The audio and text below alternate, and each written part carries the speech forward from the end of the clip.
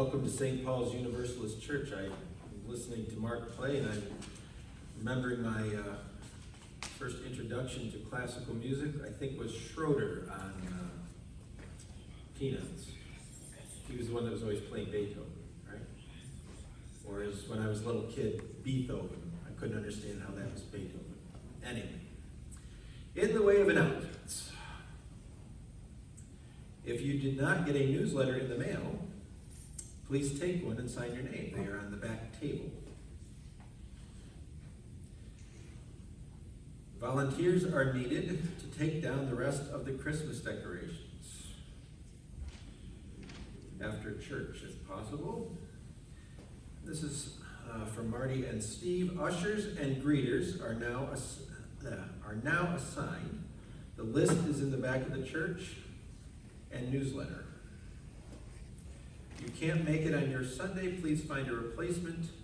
The order of ushering is also in the back. So, we kind of had to step away from that during COVID, but we are slowly, almost 3 years later, making our way back. And so if you are assigned to usher and you have gotten a little rusty on how that works, that is also spelled out. Are there any other announcements that anyone would like to share with the congregation? Hearing none, let us proceed to our call to worship.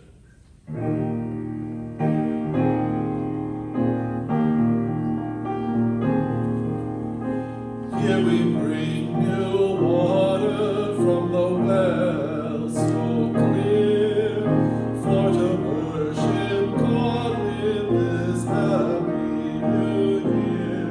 Sing lavity-doo, all water and all wine, the seven bright gold bars, and the pupils that do shine.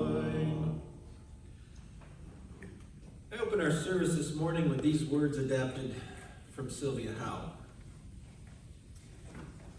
We bid you welcome on our first Sunday of the new year. Like Janus, we gather with part of us looking backward and part of us looking forward. We gather on the edge of the new year, saddened by our losses, cherishing our joys, aware of our failures, mindful of days gone by. We gather on the cusp of this new year, eager to begin anew, hopeful for what lies ahead, promising to make changes, anticipating tomorrows and tomorrows.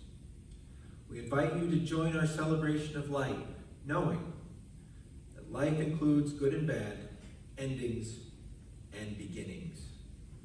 We bid you welcome.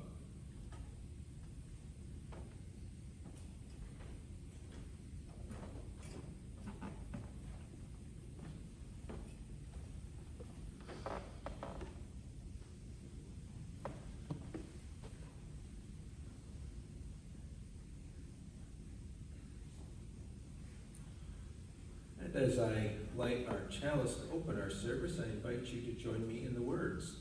May this flame, symbol of transformation since time began, fire our curiosity, strengthen our wills, and sustain our courage. Our opening song is number 259.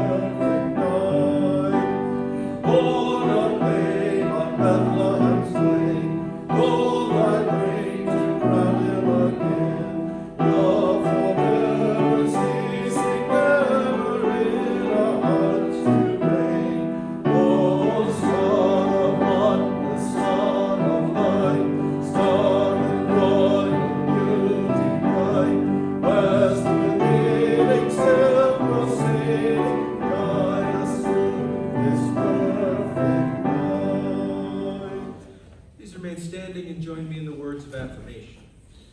Love is the doctrine of this church. The quest of truth is its sacrament, and service is its prayer. To dwell together in peace, to seek knowledge and freedom, to serve humanity in fellowship, to the end that all souls shall grow into harmony with the divine. Thus do we covenant with one another and with our God.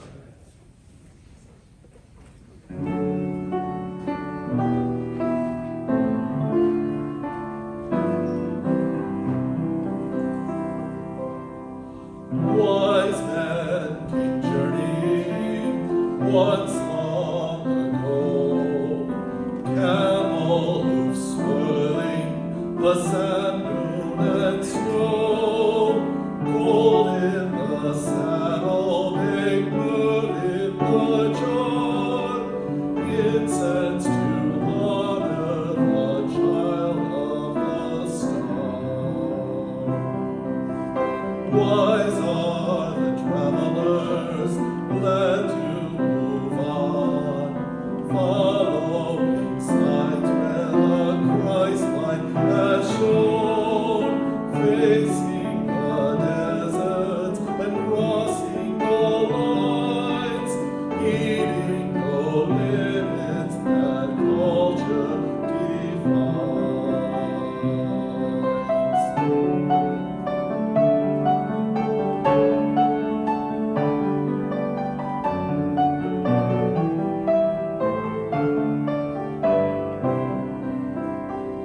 Wise are each one of us, looking for change.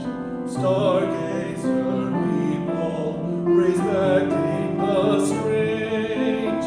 Inner and outer worlds open to light, centered on seeing the real and the right. Wise ones keep journeying all through their days, bringing their gifts to the source of the praise, risking the promise with all they hold dear, seeking God's peace at the door of the year, seeking God's peace at the door of the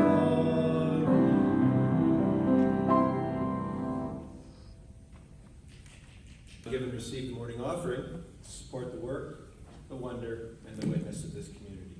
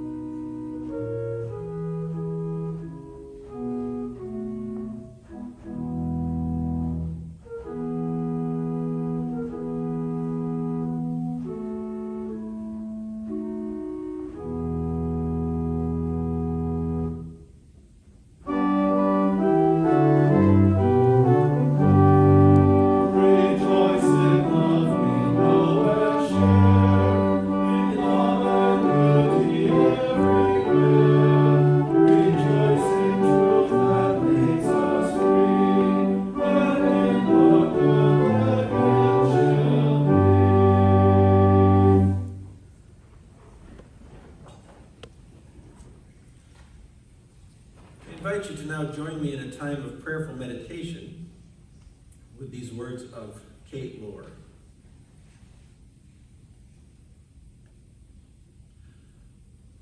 Great Spirit of life, as a new year begins, we turn inward to reflect about the state of our lives. What lessons have we learned in the past year, and which new ones now call us forward? To whom do we still owe an apology or expression of thanks? And with whom must we draw fresh boundaries? As we pause from our regular rhythms of rush, rush, rush, we open ourselves to new perspectives and possibilities. We give thanks for these moments and for the wisdom they afford us. May they help bring us together in the sacred dynamics of life so that we, as individuals and as members of this community, might reach our full potential. As we step across this threshold, let this new year be a year of greater awe and gratitude, of deeper kindness and acceptance, and more courageous acts of conviction. For a kinder, more equitable, and sustainable world is not only possible, it is on its way. And in the quietness of this sacred community, we can ever hear its breathing. Let us now share a moment of silence where we listen to the wisdom of our hearts and minds.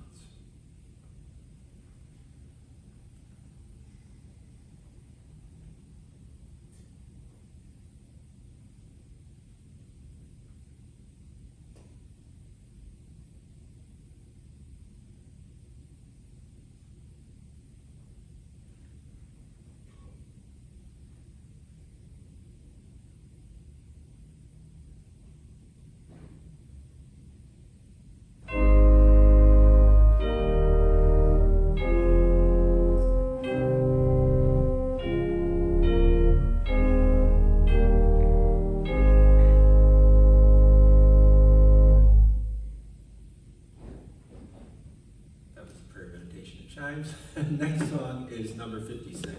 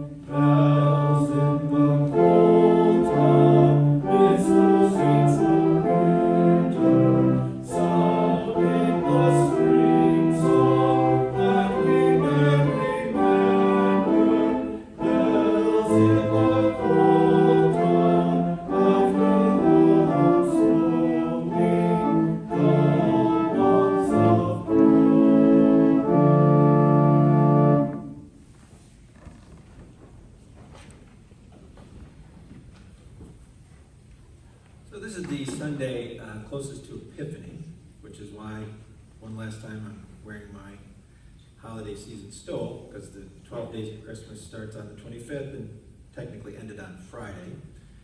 And I was thinking about epiphanies that I have had, and one of them, I don't know, a couple of years ago, it was brought to my attention. I'd never really thought of it. But I thought what the heck, I'd write a sermon about it. If I were to ask you what the worst thing you can do is, according to the Judeo-Christian scriptures, what might your answer be? I'm not going to put anyone on the spot, but think it over for a moment. What would be the worst thing you could do? Is it murder? No. Hatred? Nope. Is it consorting with devils or demons? You might be inclined to think that if you watch several prominent televangelists, but in the scope of the entire Bible, the devil actually isn't mentioned much at all. If you were to say neglecting the poor, be it economically or spiritually poor, you'd be close. That's probably the second greatest sin one can commit. But it turns out that the worst thing one can do in the Judeo-Christian worldview is to practice idolatry. It doesn't seem like it would be such a big deal, does it? What is idolatry, after all? In ancient times, it was the worship of objects or false gods. Essentially, anytime you substituted something or someone else in place of God. Much of the Old Testament is the story of how the ancient Israelites are lifted up by God, then begin to direct their worship elsewhere. They are brought low, usually through being defeated in war with other nations, though not always, but there are consequences to directing their worship elsewhere. They cry out for God's mercy. A prophet or leader is sent to get them back on track. The Israelites rise up again. Peace prevails. They begin to worship false gods, and the cycle repeats. It makes up a large portion of the Old Testament, actually. And a classic example that some of you may remember from your Sunday school days can be found in the book of Exodus. God delivers the Israelites from slavery in Egypt through the prophet Moses. Despite this, and despite performing wonders in front of their very eyes, like parting the Red Sea and so forth, God is often frustrated with them. He calls the Israelites a stiff-necked people, stubborn, prideful, arrogant, and so forth. Kind of like wayward children or teenagers. Following their liberation, they head out into the wilderness. And Moses goes up on a mountain to speak with God. In fact, he's getting the first copy of the Ten Commandments. And this meeting apparently takes a while because the people start to get restless down at the base of the mountain, to the point where they start thinking, well, he went up, but he's not coming back down. So instead of, keeping their faith and remembering how they were delivered out of Egypt, Moses, his own brother Aaron, suggests that the people melt down their gold and make a new god to worship, one in the form of a golden calf. They say that this is the God that delivered them and they proceed to have a wild, drunken revelry. Meanwhile, up on the top of the mountain, God being God, sees what is happening, and he's not happy. Basically telling Moses, I have had it with these ungrateful children. Step aside while I unleash my burning wrath upon them. I'll just start over with you. But Moses intercedes for the Israelites, reminding God of the promises he made to their ancestors, and pointing out, if you smite these people, then the Egyptians that you just freed them from are going to say, oh, well, their God freed his people from slavery only to take them out to the wilderness and kill them. And God does something that doesn't happen very often in the scriptures. it changes his mind, leaving Moses to deal with the situation. And deal with it he does. Moses makes his way down the mountain, stone tablets still in hand. Keep in mind, this is the first copy of the Ten Commandments. And the reason I say that is, in a fury, he takes those tablets and hurls them either at the base of the calf or at the calf, depending on the translation, breaking them to pieces. He then lays into the people, has the golden calf burned and ground into powder, which he then demands that they mix with water and drink, a bitter reminder of their foolishness and their idolatry. Here God has given them 10 commandments, and while the writing was still fresh on the stone, as it were, they've broken the first two. You shall have no other gods before me, and you shall make no graven images. I would argue the fact that these are, at the top of God's list of rules. It demonstrates his contempt for idolatry. Now, that's an interesting story. Maybe some of you were even picturing, I watched it on YouTube. I wasn't around, of course, when it first came out, but picturing Charlton Heston, acting in the role of Moses in the Ten Commandments, hurls the tablets at the golden calf. But I guess where I'm going with all this is to pose the question, does our society practice idolatry today? Another way to think of it would be to ask what people or things do we lift up to the point that they are, for all intents and purposes, idols. And the flip side of that being, what are we looking down on, or what are we neglecting? I would argue that idolatry is very prominent in our world. We may not make graven images to worship anymore, but we certainly have idols. There's money and status. We tend to place those with wealth or popularity on pedestals. And our society tells us that we should strive to be like them. Celebrities, be they actors, actresses, professional athletes, people made famous on social media, multi-millionaires and billionaires. They entertain us. We follow their lives, we cheer them on, we envy them. Perhaps we sometimes wish that we could be like them. What makes them so special?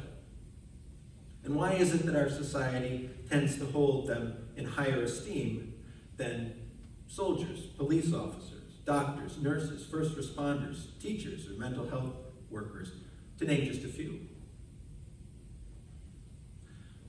A related idol is consumerism.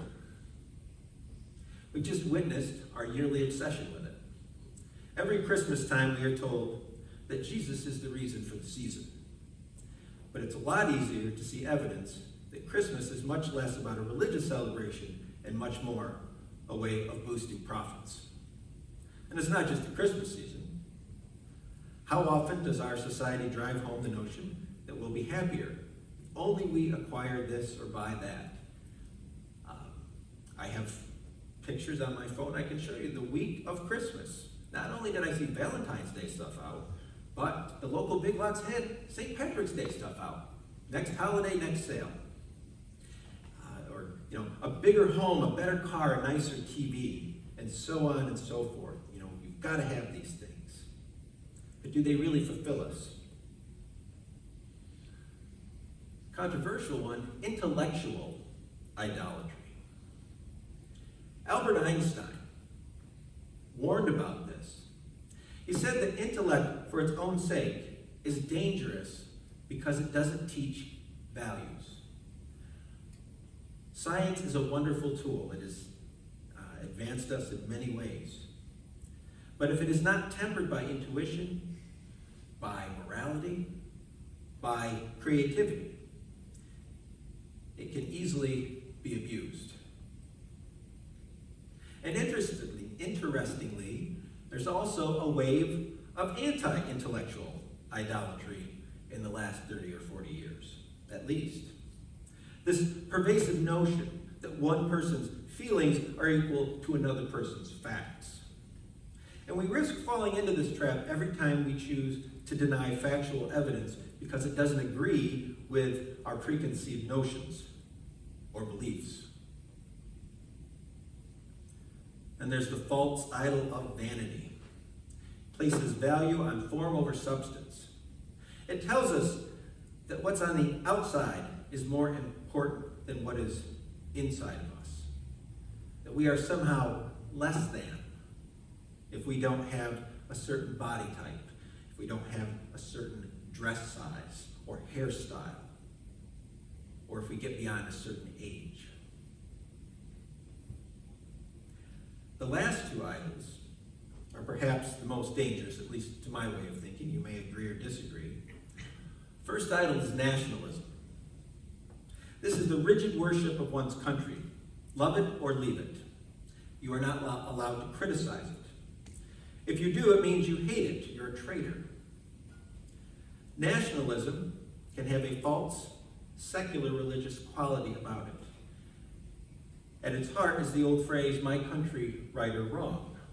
Contrast this to patriotism, the love of one's country, loving what's good about it, but also loving it enough to know that it is not perfect and that we can work to make it better for as many of its citizens as possible.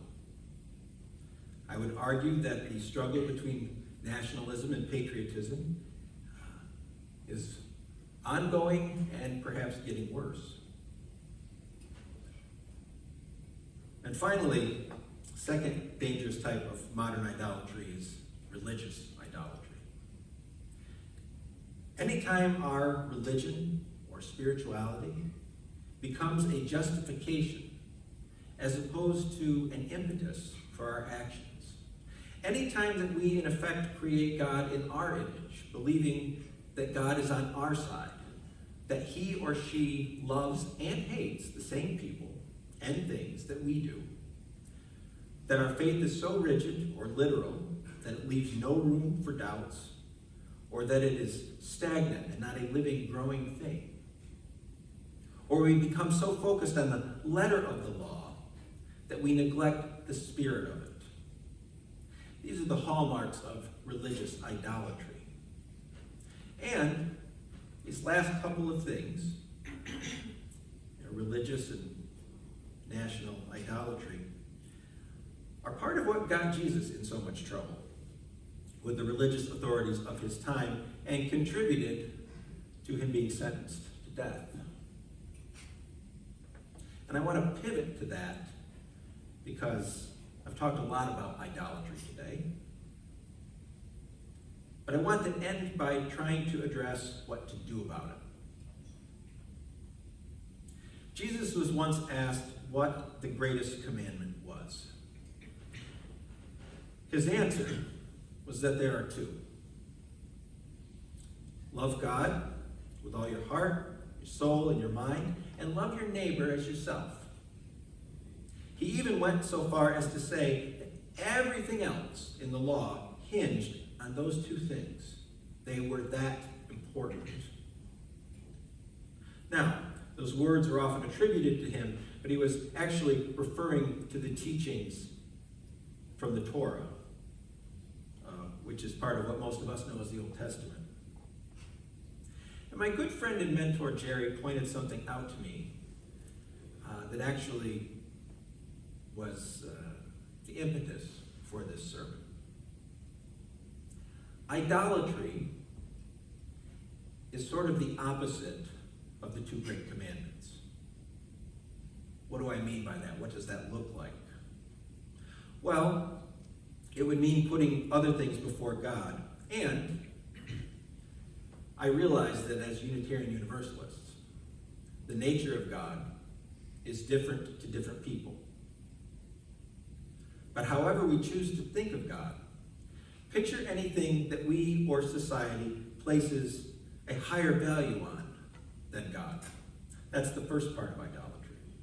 Second, perhaps more relatable, is when we place ourselves above our neighbors instead of on the same level as them. It's a challenge In some cases, to be sure. I'm certainly not saying it's easy. Sometimes tolerating our neighbors is a tall order. I would argue that it may even be easier to love God however we see God than it is to love our neighbors. God is more abstract. Our neighbors, on the other hand, cut us off in traffic, hold up the line at the grocery store, or say or do hurtful things that may stick with us for months or years. Nonetheless, it is what we are called to do. And I would argue that that line of thinking is one of the pillars of universalism. Let me give you one last example to underscore this. There's a story in Matthew's gospel where Jesus is healing a blind man. Now, typically, you would picture him, laying hands on someone and poof, they're healed. In this case, however, he basically spits on his hands, places them on the blind man's eyes. The man at first says that although he can see, the people around him look like trees moving about. They're, not clear. And so Jesus touches him a second time, and the man can then see clearly. One takeaway from this speaks to what it's like to love our neighbors as ourselves. If we are honest with ourselves, we often look at other people like the man did when he first started to see. They were people, but not on the same level. They were like trees, abstract, formless. In a sense, they were not the same as the blind man. They were almost like objects. But the second time he's touched, he saw others clearly. He saw others like himself. And that's a good place as any to start if we want to resist idolatry on a basic level. By recognizing that everyone else is just like us. A person making their way through the world, sometimes standing tall, sometimes stumbling, most times doing the best that they can. Step one of loving our neighbors is the recognition that we're all going through life like this. And if we can get there and see it in that perspective, the loving God part and the ability to see things more for what they are and less as idols will surely follow. May it be so. Our closing song is number 57.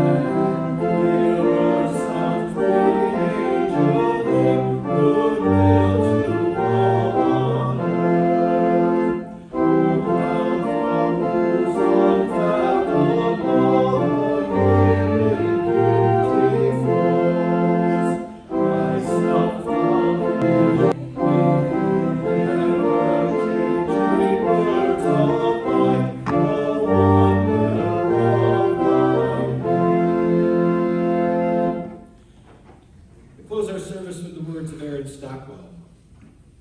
In this new year, let us be amazed. Let us search for new life and hope in our midst. Let us nurture creativity in every form. Let us be reminded that new insights of the universe are always being made. In this new year, let us be amazed.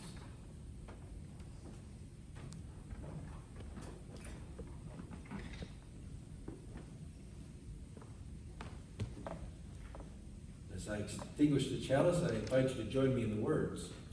We extinguish this chalice flame, daring to carry forward the vision of this free faith, that freedom, reason, and justice will one day prevail in this nation and across the earth.